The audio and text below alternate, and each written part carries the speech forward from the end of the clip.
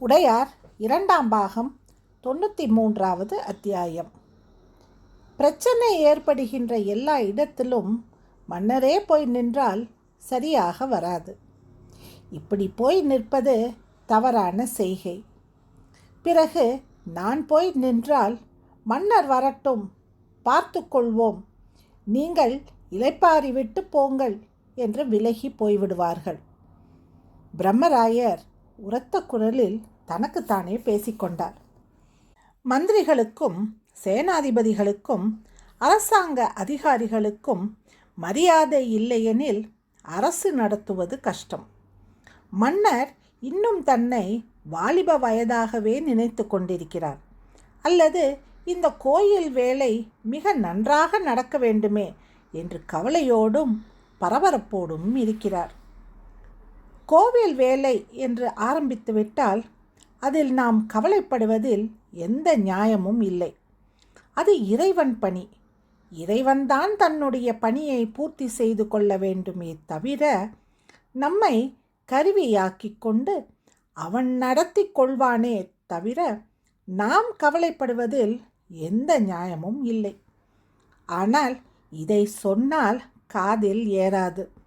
போதா குறைக்கு கரூர் தேவர் வேறு தஞ்சாவூருக்கு வந்துவிட்டார். அவரிடம் போனாலும் ஏகப்பட்ட பிரச்சனைகள் ஏற்படும். இது சரியல்ல, அது சரியில்லை என்று ஏதாவது சொல்லிக்கொண்டு இருப்பார். அவரை எதிர்த்து பேச முடியாமல் பட்டத்து மகிழ்ச்சியும் பஞ்சவன்மாதேவியும் பிரம்மராயரை அவருக்கு அருகே அனுப்பி விடுவார்கள். அவர் என்ன செய்தாலும் முயற்சி செய்யுமாறு கட்டளை இடுவார்கள். அருண்மொழி எங்கே இருக்கின்றான் என்று தெரியவில்லை. ஒருவேளை அவனும் ராஜேந்திரனுக்கு உடந்தையாக இருக்கலாம்.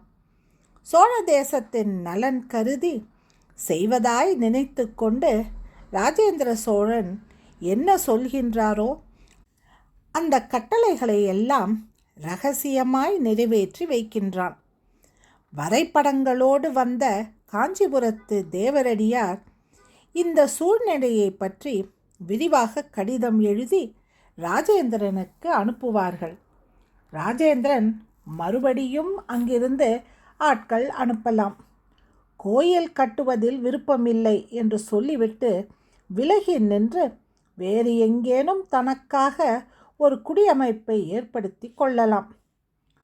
கொள்ளிடம் தாண்டி ஒரு சவுக்கு தோப்பில் ராஜேந்திர சோழன் வெகு காலம் பாடி வீடு அமைத்து குடியிருந்தான்.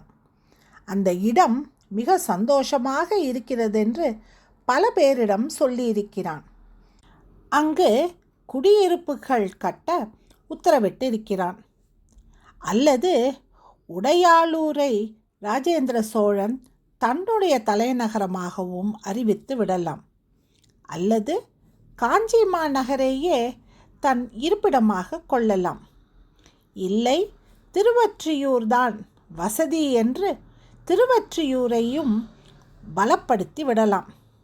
உற்று பார்த்தால் ஒன்று தெரிகிறது. 3 வருடத்திற்கு ஒரு முறை ராஜேந்திர சோழன் ஊர் மாற்றிக்கொண்டு போன ஊர்களிலெல்லாம் தனக்கு சாதகமாக நண்பர்களை வைத்து ஊரை பலப்படுத்தி கொண்டு வடதேசம் முழுவதும், சோழ தேசத்தின் வடபகுதி முழுவதும் தன்னுடைய தெளிவான ஆளுமைக்கு கொண்டு வந்து விட்டான். மன்னருக்கு அது பற்றி கவலையே இல்லை. கோயில் கோயில் கோயில் என்று கோயிலென்றே குறியாக இருக்கிறார். தேசம் முழுவதும் கோயிலில் ஈடுபட்டு விடும். அதனால் எந்த பிரச்சனையும் வராது என்று வேறு பேசுகிறார். இது கொஞ்சம் சிரிப்பாக இருக்கிறது. கோயிலில் தேசம் முழுவதும் ஈடுபடுமோ, சொந்த பிள்ளையே ஈடுபடவில்லையே. இதை கேட்டால் மன்னர் புரிந்து கொள்வாரா? பிரம்மராயர் சிறு தேரில் குலுங்கியபடியே நெடுந்தூரம் பார்வையை செலுத்தியபடியே யோசித்து கொண்டு தஞ்சையின் தெற்கு பக்கம் நோக்கி போனார். தேவரடியார்களின் குடியிருப்புக்குள் அவர் தேர் நின்றது. அங்கிருந்த ஒரு வீட்டுக்குள் ஏறி திண்ணையில் நின்று கொண்டார். குதிரை வீரன் என்ன என்று பார்த்தபோது நீ போ என்று செய்கை செய்தார். அந்த தெருவை கடந்து தெரு முனையில் தேர் போய் நின்றது. ஒரு மரத்தடியில் குதிரைகளை அவிழ்த்துவிட்டு அவன் தேரை சாய்த்துவிட்டு கை கட்டி அவரை பார்த்தான். இரு என்று சொன்னார். பிறகு மெல்ல உள்ளுக்குள் எட்டி பார்த்தார். அங்கு தேவரடியார் பெண்கள் தட்டு பரப்பி வட்டமாக உட்கார்ந்திருந்தார்கள். ஒரு பானையில் உள்ள சோற்றை கிளறி எல்லோருக்கும் போட்டுக்கொண்டே வந்தார்கள். குழம்பின் மனம் தூக்கியது. மிளகும் நெய்யும் கலந்த வாசனை வீசியது. இருட்டுவதற்குள் உண்டுவிட்டு இருட்டிய பிறகு கதை பேசியபடியே தூங்கிவிடுகின்ற கிராமத்து பெண்கள் போல் இருக்கிறது. 2-3 விளக்குகள் வைத்து பாட்டு பாடிவிட்டு படுத்துக்கொள்வார்கள் போல் இருக்கிறது. உண்ணும் நேரத்தில் உள்ளே போகலாமா வேண்டாமா என்று யோசித்தார். யார் அது வெளியே? ஒரு கிழவன் குரல் கேட்டது. ஒரு பையன் வெளியே வந்தான். யார் என்று கேட்டான். அவர் திண்ணையை விட்டு கீழிறங்கினார். முகம் துடைத்து கொண்டார். நான் பிரம்மராயர் என்று நிதானமாக சொன்னார். அவனும் கிராமத்திலிருந்து வந்த பையன் போல் இருக்கிறது. மிருதங்கம் வாசிப்பவன் போல் இருக்கிறது. அவன் மெல்ல திரும்பி யாரோ பிரம்மராயராம் என்று உரக்க சொன்னான். வீட்டுக்குள் சட்டென்று ஒரு பாத்திரம் வேகமாய் இழுபடும் ஓசை கேட்டது. பிரம்மராயரா? ஒரு கிழவன் வேகமாக கூவினான். எல்லோரும் எழுந்திருக்கும் சப்தம் கேட்டது. தட்டுகள் நகருகின்ற சப்தம் கேட்டன. வெளியே பெண்கள் ஓடி வந்தார்கள். அவரை பார்த்தார்கள். கை கூப்பினார்கள். உள்ளே வர சொன்னார்கள். உணவு வேளையில் தவறாக வந்துவிட்டேன், மன்னிக்க வேண்டும். பிரம்மராயர் கை கூப்பினார். வரவேண்டும் வரவேண்டும். உங்கள் வருகை நல்வரவாக வேண்டும். இப்பொழுதுதான் உண்ணத் துவங்கினோம். மழை பெய்கின்றதே, இருட்டிவிடுமே என்று பயந்து விரைவாக உணவை முடித்துவிடலாம் என்று ஆரம்பித்தோம். உணவை முடித்து விடுங்கள், மழை பலத்து வரும்போல் இருக்கிறது என்று பிரம்மராயர் சொன்னார். பெண்கள் தயங்கினார்கள். சரி, நான் உங்களோடு உட்கார்ந்து கொண்டால் நீங்களும் உண்பீர்கள் அல்லவா? நீங்கள் ஐயன் இல்லையா? ஆமாம், அதனால் என்ன? எங்கள் வீட்டில் சாப்பிடுவீர்களா? ஆஹா, நன்றாக சாப்பிடுவேன். போர் தொழில் என்று வந்த பிறகு இதெல்லாம் புறக்கணிப்பதே இல்லை. பிரம்மராயர் சொல்ல அவருக்கு வெள்ளித்தட்டு துடைத்து வைக்கப்பட்டது. கிழவன் கைகளில் ஜலம் எடுத்து அவருக்கு மெல்ல ஊற்ற அவர் கையில் ஜலம் வாங்கி வெள்ளித்தட்டில் தெளித்து துடைத்து வீசி எறிந்தார். வெள்ளித்தட்டின் மீது வாழை இலை பரப்ப சொன்னார். வெள்ளித்தட்டின் மீது வாழை இலையை பரப்பினார்கள். அதையும் துடைத்தார். கைகளை கழுவிக்கொண்டார். பிறகு சோறு பரிமாறப்பட்டது. குழம்பு ஊற்றப்பட்டது. அவர் கை கூப்பினார். எல்லோரும் உட்கார்ந்து கொண்டார்கள். அவர்களும் கை கூப்பினார்கள். மெல்ல அந்த உணவுக்காக நன்றி சொல்கின்றேன் என்ற ஸ்லோகத்தை சொல்ல அவர்கள் மௌனமாய் அவரையே பார்த்து கொண்டிருந்தார்கள். கண் திறந்தார். 5 பருக்கைகள் வாயில் போட்டு கொண்டார். அவர்களை பார்த்து ஆரம்பிக்கலாம் என்று சொன்னார். அவர்கள் உண்ண ஆரம்பித்தார்கள். இன்று காலைதான் உங்கள் மகன் வந்துவிட்டு போனார், கிழவன் சொன்னான். அப்படியா? இந்த பக்கம் போகிறான் என்று சொன்னான். உங்கள் வீட்டிற்கு வந்திருந்தானா? அவளோடு விசாரித்தார். ஆமாம், இங்குதான் உட்கார்ந்திருந்தார். எல்லா வீடுகளிலும் நுழைந்து போய் பார்த்துவிட்டு வந்தார். எதற்கு எல்லா வீடுகளுக்கும் நுழைய வேண்டும்? ஏதேனும் குறைகள் சொன்னீர்களா? ஆமாம், வீடு கட்டுமானம் பற்றி சில குறைகள் நடனமாடும் பெண்கள் சொன்னார்கள். இது மிக தற்காலிகம். மிக உறுதியான உயரமான வீடுகள் நிச்சயம் உங்களுக்கு கட்டித்தரப்படும். இந்த வீடுகளை உங்களுக்கு சேவகம் செய்யும் பெண்களுக்கு கொடுத்து விடுமாறு தான் நாங்கள் நினைக்கின்றோமே தவிர இது உங்களுக்கு உண்டான வீடுகளே இல்லை. வெளிப்புறம் கருங்கல் சுவரும் உள்பக்கம் தேக்கு மரத்தால் இழைக்கப்பட்ட உத்திரமும் அதன் மீது செங்கல் பரப்பும் கொண்டு மச்சு வீடுகளாக இருக்குமே தவிர மேல் சாரமும் கீழ் சாரமும் வைத்து மிக உயரமாக கட்டப்பட்டிருக்குமே தவிர உங்களுடைய வீடெல்லாம் இது மாதிரி இருக்காது. அதற்கு உண்டான வரைபடங்கள் வந்துவிட்டன. வரைபடங்கள் இல்லாமல் வீடு எழுப்புவது கடினம். எனவே வரைபடங்களை வரைய சொல்லியிருக்கிறார்கள். வரைபடங்கள் காஞ்சிபுரத்து தேவரடியார்களிடம் இருக்கின்றன. நாளை காலை அரசரிடம் கொடுக்கப்படும். பிறகு வெகு விரைவில் வீடு கட்டுதல் ஏற்பட்டு விடும். எவ்வளவு சீக்கிரம் கட்டி கொடுப்பீர்கள் ஐயா? ஒரு பெண் கேட்டாள். 6 மாதமாவது ஆகும். அதுவரை இந்த மழையில் இந்த வீடெல்லாம் தாக்கு பிடிக்க முடியுமா என்று சந்தேகம் இருக்கிறது. மழைக்கு தாக்கு பிடித்து விடும், சந்தேகமே இல்லை. ஆனால் இப்பொழுதே 10-12 பேர் இருக்கின்றீர்களே, இந்த கூட்டம்தான் எனக்கு பயமாக இருக்கிறது. நாங்களெல்லாம் திண்ணையில்தான் படுத்துக்கொள்கின்றோம் ஐயா. வேறு காற்றோட்டமான இடம் இல்லை. உள்ளுக்குள் படுத்தால் வியர்த்து வழிகிறது. இல்லை, இன்று குளிர் அதிகமாக இருக்கும். திண்ணைக்கு நீங்கள் போக வேண்டி இருக்காது. ஆனால் தினமுமா மழை பெய்யும்? தினமும் மழை பெய்யாது. ஆனால் அடிக்கடி மழை பெய்யும். இந்த வருடம் முழுவதும் நல்ல மழை இருக்கும் என்று தான் சொல்கிறார்கள் என்று பிரம்மராயர் சொல்ல பெண்கள் அவரை கூர்ந்து பார்த்தார்கள்.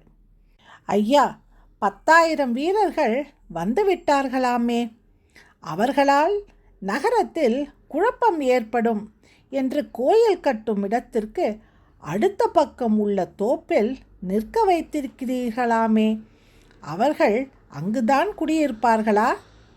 ஏனம்மா, எதற்கு கேட்கிறாய்? வீட்டுக்காவல் ஏதும் இல்லாத இந்த இடத்தில் அரைகாத தூரத்தில் 10,000 வீரர்கள் இருந்தால் எங்களுக்கு அது பாதுகாப்பானதா என்று யோசித்து கொண்டுதான் நாங்கள் சாப்பிட துவங்கினோம். நாங்களும் நகருக்குள் போய்விடலாமா என்று எண்ண துவங்கினோம். நல்ல வேளை நீங்கள் வந்துவிட்டீர்கள். ஆமாம், அவர்கள் அங்குதான் நிறுத்தி வைக்கப்பட்டு இருக்கிறார்கள். ஐயா, யாருக்கும் எந்த வசதியும் செய்து தராமல் மடமடவென்று கல் நட்டு யானையை சுற்ற வைத்து எல்லைகள் வகுத்து விட்டீர்கள். பூஜை ஆரம்பித்து விட்டீர்கள். மிச்ச வேலைகள் எப்பொழுது நடக்கும்? வெகு விரைவில் நடக்கும். இந்த 10,000 வீரர்களுக்குத்தான் இத்தனை நாள் காத்து கொண்டிருந்தோம். இந்த வீரர்கள் தரம் வாரியாக பிரிக்கப்பட்டு வெவ்வேறு வேலைகளுக்கு உடனடியாக அனுப்பி வைக்கப்படுவார்கள். எல்லா வீரர்களும் ஒரே இடத்தில் குவிந்திருக்க மாட்டார்கள். எனவே நீங்கள் கவலைப்பட வேண்டாம். இந்த இடத்தில் கோயில் கட்டுவதற்காக 1000 வீரர்களுக்கு மேல் இருக்க மாட்டார்கள். அடேங்கப்பா, 1000 வீரர்கள் என்பது லேசான காரியமா? அவர்கள் முரட்டுத்தனம் செய்தால் யார் அடக்குவார்கள்? சோழப்படை வீரர்கள் அடக்குவார்கள் அம்மா. உங்களுக்கு ஏன் அந்த கவலை? உங்களுடைய பாதுகாப்பு என்னுடைய வேலை.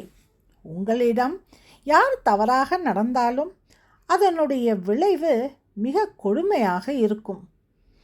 இன்னும் சற்று குழம்பு விடட்டுமா? ருசியாக இருக்கிறது, விடு. அவள் குழம்பும் ஊற்றி குழம்புக்கு அடியில் இருக்கின்ற பருப்போடும் கலந்த கத்திரிக்காயை வாரி அவர் இலையில் போட்டாள். பிரம்மராயர் அதை சோற்றில் கலந்து விழுது விழுதாக வாயில் வைத்து விழுங்கினார்.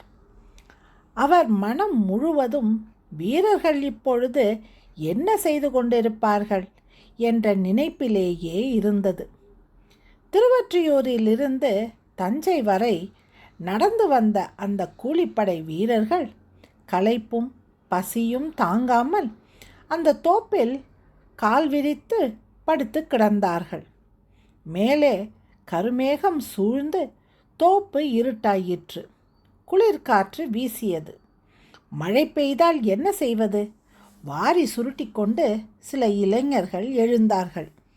என்ன, எழுந்து எங்கே போகப் போகிறாய்? ஒண்டுவதற்கு இடம் தேடுகிறாயா? எப்பொழுது உன் வீட்டை விட்டு கையில் வாளை எடுத்துக்கொண்டு சோழர்களை ஜெயிப்பேன் என்று வெளியே வந்தாயோ, அப்பொழுதே உனக்கு வீடு என்பது தலைக்கு மேல் கூரை என்பது இல்லை என்றாகிவிட்டது. நான் ஒரு கூரையின் கீழ் படுத்து கிட்டத்தட்ட 1.5 ஆண்டுகள் ஆகிவிட்டன. இனி ஒரு கூரையின் கீழ் படுக்கின்ற யோகிதையை எனக்கு இருக்கும் என்று நினைக்கவே இல்லை. ஆடு மாடுகள் போல், ஒரு எருமையைப் போல் மழை வந்தாலும் வெயில் வந்தாலும் நான் வெளியே உட்கார்ந்து அனுபவித்து கொண்டிருக்க வேண்டியதுதான். ஒண்டிக்கொள்ள எனக்கென்று ஒரு இடம் இல்லை. எனவே பதட்டப்படாமல் படுத்து கொண்டிரு. மழை வந்தால் எழுந்து உட்கார்ந்து கொள்ளலாம் என்று எழுந்து திரிந்த வீரர்களை மற்ற வீரர்கள் ஆசுவாசப்படுத்தினார்கள். ராஷ்டிரகூடன் விக்ரன் தோப்பின் எல்லைக்கு போய் சீராளன் எங்கிருக்கிறான் என்று பார்த்தான். தொலை தூரத்தில் யானைகள் நிறுத்தி வைக்கப்பட்டிருந்தன. ஒரு மாவிலை கொத்தோடு கூடிய கொம்பு நடப்பட்டிருந்தது. ஒருவேளை கோயிலுக்குண்டான இடமாக இருக்கலாம். யானைகள் எல்லைகள் வகுக்க நடைபயின்றுவிக்கப்பட்டிருக்கலாம். அது தாண்டி சில ஓடு வீடுகள் தெரிகின்றன. அந்த ஓடு வீட்டிலிருந்து புகை எழுகிறது. இதோ சமையல் நடந்து கொண்டிருப்பது போல் சுழன்று நிதானமாக புகை மேலே போகிறது. இந்த பக்கம் தஞ்சை நகரின் ஆரம்பம் தெரிகிறது. வீரர்களின் பாடி வீடுகள் இருக்கின்றன. எல்லைப்புற காவலுக்காக மூங்கில் கழில்களை நட்டு, பிறகு அகழி தாண்ட சொல்லி, பிறகு கோட்டைக்குள் விடுகிறார்கள். தாண்ட முடியாத அகழி ஒன்றும் இல்லை. ஆனால் ஜலம் வேகமாக போய்கொண்டிருக்கிறது. முதலைகள் இருக்கலாம் என்று தோன்றுகிறது. மூங்கில் கம்பை ஊன்றி எகிரினால் கோட்டையினுடைய மேல் தளத்திற்கு போய்விடலாம். ஆனால் கோட்டைக்குள் போய் என்ன செய்வது? தெற்கே குடிசைகள் தெரிகின்றன. மிகப்பெரிய கூரை கொட்டகை ஒன்று இருக்கிறது. யானை கட்டுவதற்காக அல்லது வேறு எதற்காகவா? கல் உடைக்கும் ஓசை கேட்பதால் சிற்பிகள் அங்கு இருக்க வேண்டும் என்று தோன்றுகிறது. ஒருவேளை சீராளன் அங்கு இருப்பானோ? விகர்ணன் இடம்பெயர்ந்து தெற்கே குடிசை வீடுகளை கவனித்தான். 93வது அத்தியாயம் முடிவடைந்தது.